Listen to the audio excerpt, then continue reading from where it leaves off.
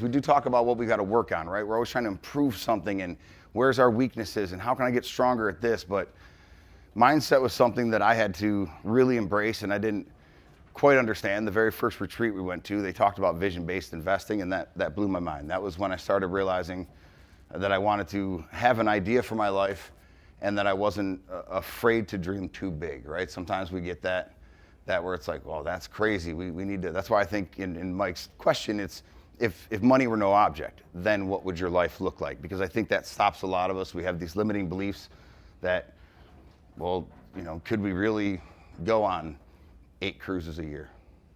Could I really live multiple months of my life on a Caribbean island? Can I drive an RV around the country? Just live the dream. I mean, that's things that may stop us.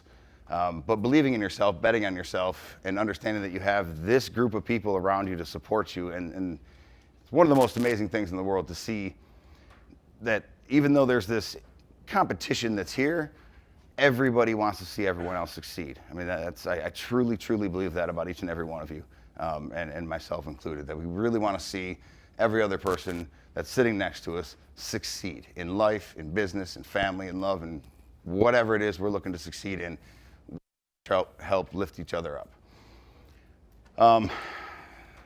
So I tried to figure out what could I bring to the table. Leaving the job, I obviously did not leave with a ton of money. So capital wasn't our thing. So we started to identify our strengths. And that's what when I say we, it's my wife, Andrea. I just want to give her a shout out. Thank you, honey. Okay.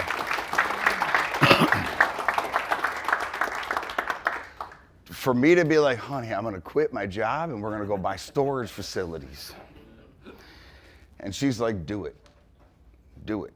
Does that mean that we're together? Does that mean that you're home with me and the kids? Does that mean that we get to be, a family and we can do what we want? I was like, that's what it's looking like it's going to mean. Then she's like, then by all means, let's go. Because she knew I wasn't happy, and it wasn't about that almighty dollar anymore. That wasn't the commodity we decided we were going to chase. It was the time, it was the family, it was the freedom. So my strengths that I leaned into was organization. My wife jokes and says that I have a filing system in my head, and I really do. And my desk looks the same way. I have a folder for absolutely everything. It's labeled. It's a certain spot. I always say if I can't find it in 10 seconds, it doesn't exist. So my strengths were operations of the dealership. That's what I did. I trained salespeople. I talked to customers. It takes a certain skill to be able to take someone that walks through the door that hates you because of what you do. Hi, I'm a car salesman, right? They still have awesome commercials about us. And then 15, 20 minutes later, they're starting to loosen up to you, and an hour and a half later, you know everything about their family, their hopes and dreams. They're hugging you and thank you for selling me this car. That was very cool to me. So that skill of connecting with people, building that quick rapport, identifying when you're in rapport and when you're not, when you're getting those friend signals or faux signals from people, that's helped me network with people. And you guys know I'm not a big social butterfly. I listen more than I speak, but I lean on that as a skill as well. Organization is something that's helped me operate our facilities and turn them around. I'm not a big marketer. I enjoy cold calling as much as anybody really enjoys cold calling. I do like the conversations, but it's certainly not something that I consistently do. So I don't find deals. We have 5 facilities right now. Most of my partners are actually right in this room. My main man, Scott's right here up front for support. I appreciate that. 5 facilities. We've put a total of $12,000 out of our pocket for those. Just over 457 units and 77,000 square feet, and we're recently under contract for another 16,000. I haven't gotten one from a mailer. I haven't cold called anybody to get a deal. It has been from the networking, and that was, again, one of my strengths of connecting with other people that had their strengths and finding a way that we could help each other, right? I had organization.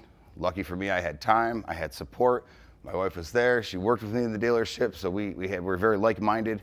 She's way better with people than I am, so that's all her. Deals with the customers. I don't deal with that stuff. does the auctions. I do like ramp up things. I handle the revenue management. And we have really good synergy with what we do at home. As far as operating these facilities, we were able to turn them around. We do have 3 of them for sale. So that's exciting to be on the other side of it finally. But again, it's getting through those limiting beliefs of, well, I don't have the money, right? And I think I've talked to a couple of you this weekend that have said things like, where do you find the money? I said, just look around right now. Look left, look right. The money's there, right? And you find a deal, you find the money. It is true. But it's identifying your strengths. So you were able to go through an exercise and identify your strength. Did anybody find something?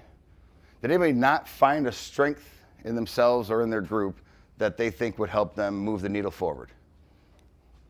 So we all have something, right? Everybody has something to bring, something to offer, something to connect with, some way to move your needle forward towards whatever freedom it is, leaving your W-2, getting your next facility, getting your first facility, getting your 20th, whether you're making $20 million offers or you're just looking for a $200,000 facility in a tertiary market. It doesn't make a difference.